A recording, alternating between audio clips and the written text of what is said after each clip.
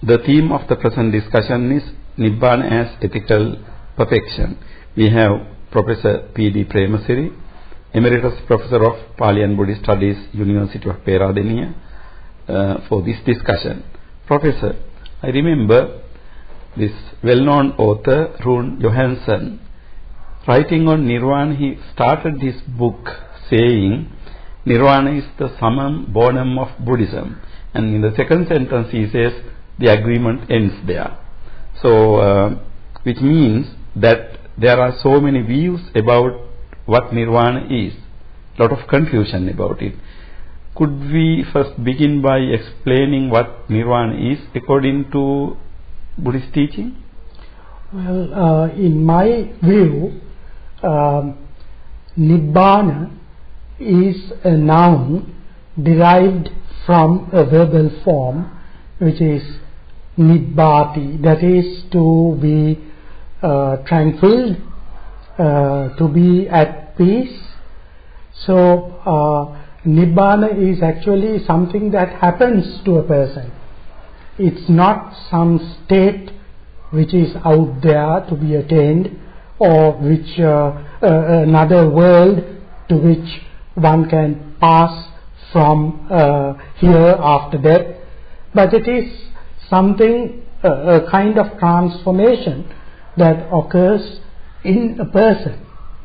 It is, as explained in the Buddha's teaching, it is the destruction of greed, the destruction of hatred, and the destruction of delusion. That is how the Buddha described Nibbana. So, I think some very important points emerge from your remarks. So, Nirvana is not a place, Nirvana is not a world, but then Nirvana is something taking place, something happening, some type of experience, eradication of desire, craving and things. So, in other words, Nirvana seems to be an experience. Could you elaborate on this? Yes, Nirvana is the experience of the tranquility and the happiness that one attains when all the unwholesome tendencies of mind are removed. So a person who has attained Nibbana is called Khinasava.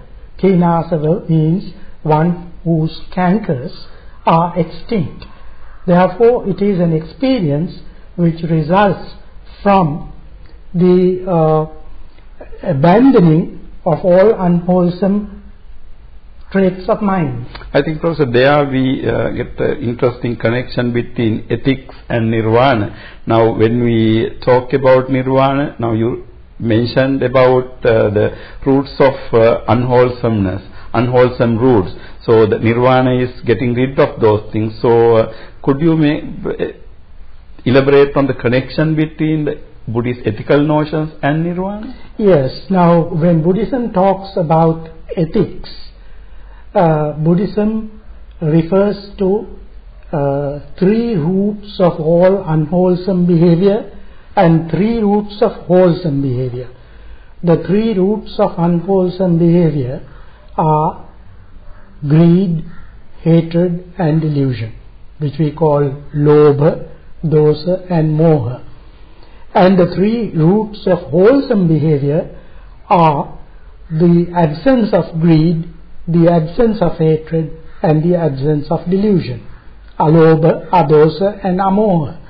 So it is very clear that when Nibbana is defined as the destruction of greed, hatred and delusion, it is a state of ethical purity, a state of ethical perfection, because it is the destruction, it involves the destruction of these three roots of unwholesome behavior. Now, these refer to the well-known terms of kusala and akusala. So, you destroy akusala and you develop kusala. Now, Professor, how to establish the connection between kusala and akusala and Nirvana? Yes. Now, we talked about the three roots of wholesome behavior, which we call kusala mula, and on the other hand we have the akusala mula. Now there is some confusion that arises from the use of two different ethical terms in the Buddhist language. We have the term punya, also used in ethical contexts, like the word kusala. Sometimes interchangeably. Sometimes even interchangeably. Okay. And there is also this Buddhist notion that in order to become perfect, or in order to attain the goal of Buddhism, one has to transcend both punya and papa. Now this has led to the conclusion where some observers regarding the Buddhist ethical system have maintained that the Buddhist goal is in some way a transcendence of good and evil. I think this leads to a certain confusion. I see. Yeah, I believe that it's not a transcendence of good and evil, but it is a transcendence of the samsaric continuity which is affected by the results of punya actions and papa actions. One overcomes the tendency to be affected by punya and papa. And this does not mean that one transcends good and bad, because a person who has transcended punya and papa still conforms to a certain ethical way of living, and he is a person who does not need any further ethical guidance. He is actually a person who needs no further training, because that person is an aseka, a person who needs no further training. I think in other words we can say that an arahant is beyond punya and papa, but of course within very much kusala.